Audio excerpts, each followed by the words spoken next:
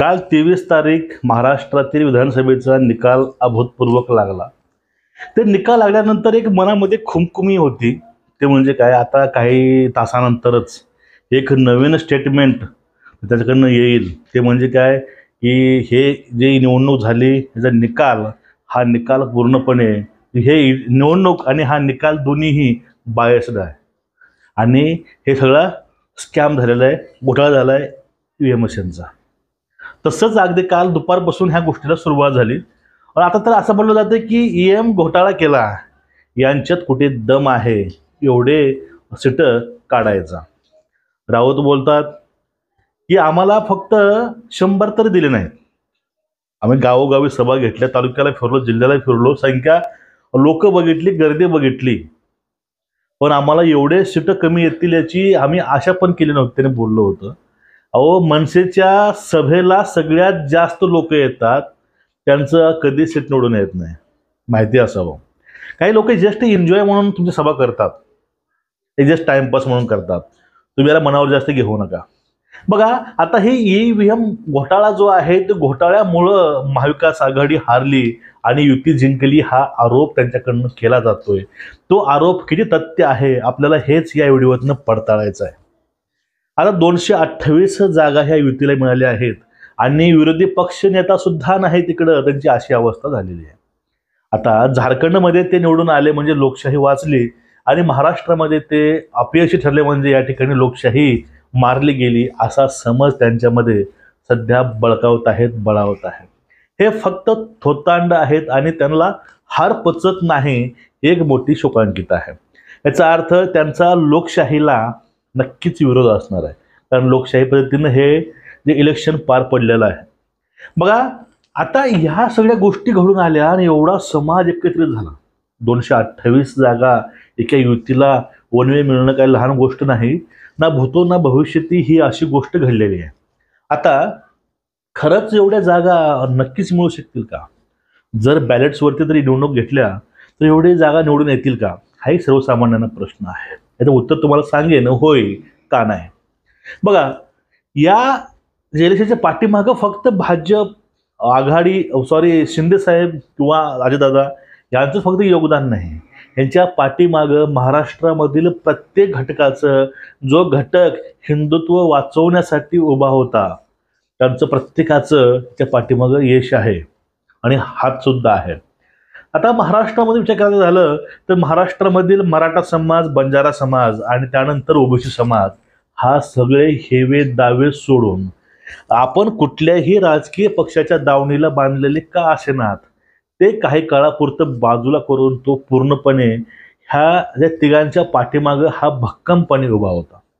एखादा कोणीतरी फतवा काढतो, त्यात आपले विषय मांडतो, 17 मुद्दे मांडतो आणि ते मुद्दा हे दोघंजण ॲक्सेप्ट करतात आणि त्या मुद्द्याला त्यांचे मुद्दे पूर्ण करण्यासाठी, त्यांच्या मागण्या पूर्ण करून घेण्यासाठी आपण त्यांना वोट करायचं, ही जी मानसिकता आपल्या लोकांमध्ये आली आणि लोकांना कळून चुकलं की इथं फक्त आपला वापर होतोय त्यांचं भलं करण्यासाठी, हे ज्यावेळेस त्यांच्या मनामध्ये घुटमळायला लागलं त्यावेळेस ते आपोआप त्याच्या मागावरती जाऊ लागले आणि त्याने सपोर्ट हा या युतीला केला।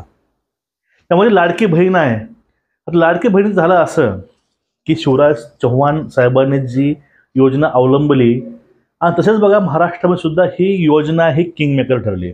आता आमच्या गावातलं उदाहरण घेऊन घ्या, आमच्या गावामध्ये काही अशा महिला होत्या, त्या महिलांनी प्रथमतःच वोट केलेला आहे तेही कमळाला, त्यांनी आतापर्यंत आपला हात बोलायचा, पण यावेळेस त्यांच्या आयुष्यामध्ये 60 वर्षानंतर त्यांनी पहिल्या सुरू कमळ दाबलं।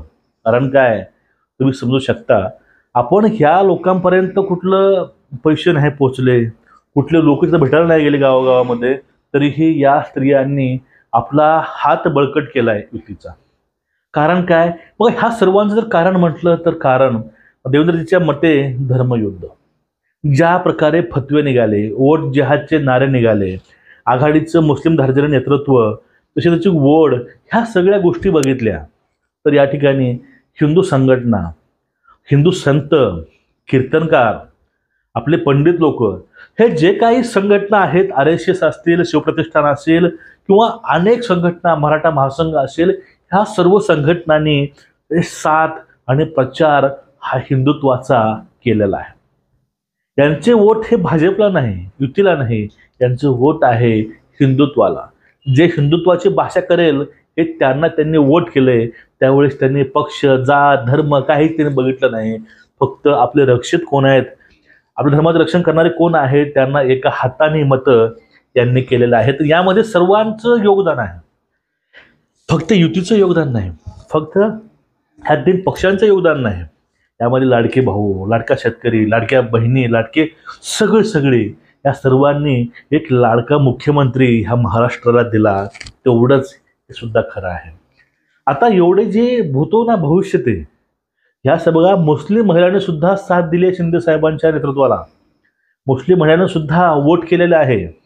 आणि या ठिकाणी मराठा ओबीसी दरी अजिबात नाही. दरी असली असती तर धनंजय मुंडेला 1,40,000 मतं हे अजिबात मिळाले नसते.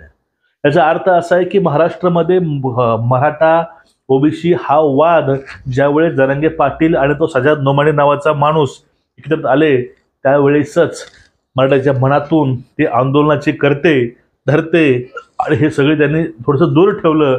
ते फक्त ह्या विधानसभेपुरतं. आणि त्याचा निकाल रिझल्ट असा आला, हे छगन भुजबळ सुद्धा मान्य करतात, मुंडे साहेब सुद्धा मान्य करतात की आमचा विजय हा त्या मराठ्यामुळे आलाय. ते मराठे आघाडीच्या दावणीवर जाऊन बांधले नाहीत आणि ते मराठे नेहमी आपलं हिंदुत्व जपण्यासाठी पुढे आलेत. त्यांचा हा विजय आहे. त्यांनी आम्हाला सपोर्ट केला. आता विषय होता महाराष्ट्रातील मराठा आरक्षणाचा लढा. सामाजिक लढा वेगळा आणि राजकीय लढा वेगळा. सामाजिक ज्यावेळेस राजकारणामध्ये येतं त्यावेळेस तोटा हा आपला झाला असता. ह्या गोष्टी मराठ्यांना कळून चुकल्या होत्या. त्यामुळं मराठे यापासून सगळ्यापासून अलिप्त राहून त्यांनी भरघोस मतदान हे युतीला केलं होतं.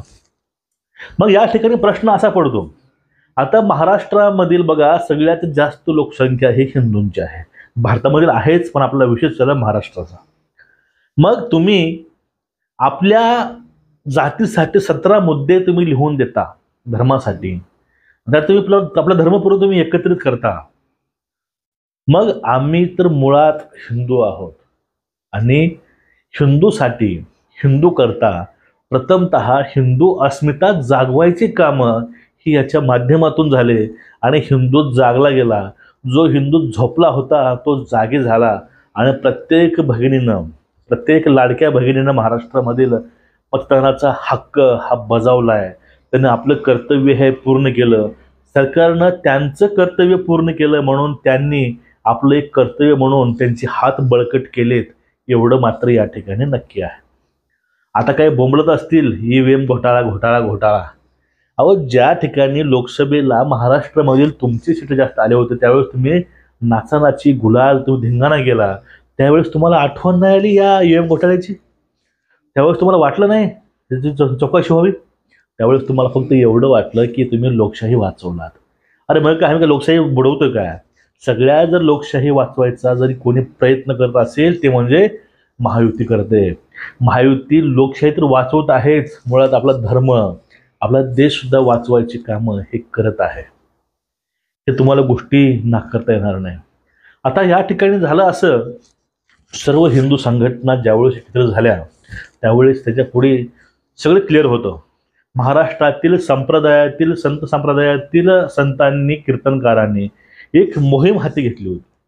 ते मोहीम म्हणजे काय, सुषमा अंधारे असेल, शरद पवार असलेल्या स्टेजवरती तो महाराव नावाचा माणूस असेल, ह्या सर्वांनी ज्याप्रमाणे देवी देवतावर टीका केल्या होत्या त्या टीका डोळ्यासमोर ठेवून त्यांनी व्रत घेतलं होतं की काही होऊ द्या, महाराष्ट्रामध्ये हे हरामखोर लोक आयलाच नको आहेत. त्यांनी करून दाखवलं सुद्धा आणि त्यांनी ते अंमलामध्ये आणलं सुद्धा. हे इलेक्शन फक्त नेत्यांचं नव्हतं. हे इलेक्शन, हे निवडणूक सर्वसामान्य हिंदू मतदारांची होती.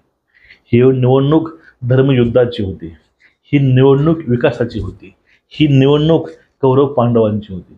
हे निवडणूक अर्थात धर्मांची होती, गरिबांची होती, शेतकऱ्यांची होती, महिलांची होती.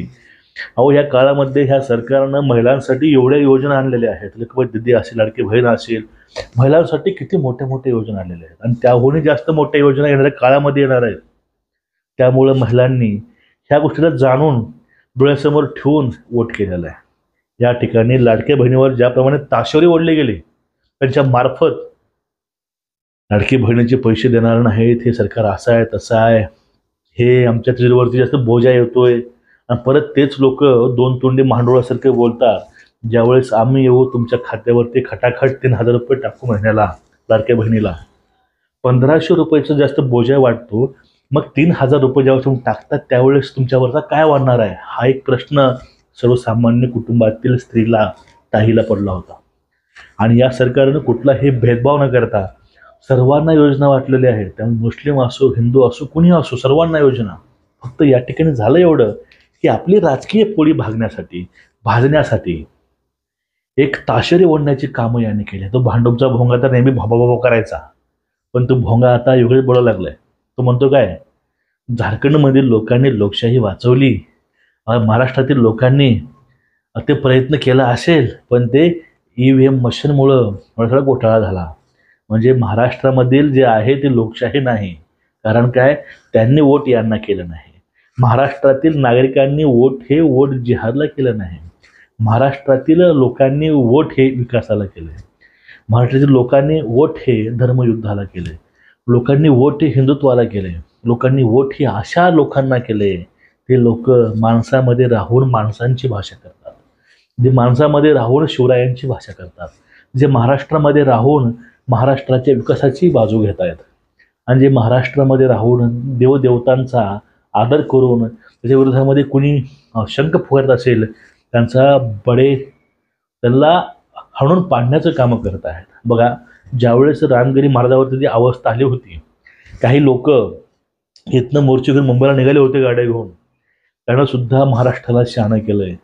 त्यांचा सुद्धा हात आहे या विजयामध्ये. ह्या महाराष्ट्रातील हिंदूंना कळून चुकलं की हे फक्त एका गोष्टी करता एवढे करू शकतात तर ते भविष्यामध्ये काहीही करू शकतील. ह्या सर्व गोष्टीमुळं हा समाज शहाणा झाला आणि वोट हे एका हाती युतीला दिलं आणि युतीचे 228 लोक उमेदवार निवडून दिले आणि एक बहुमत, एक उत्कृष्ट असं एक मोठं असं बहुमत त्याने दिलंय.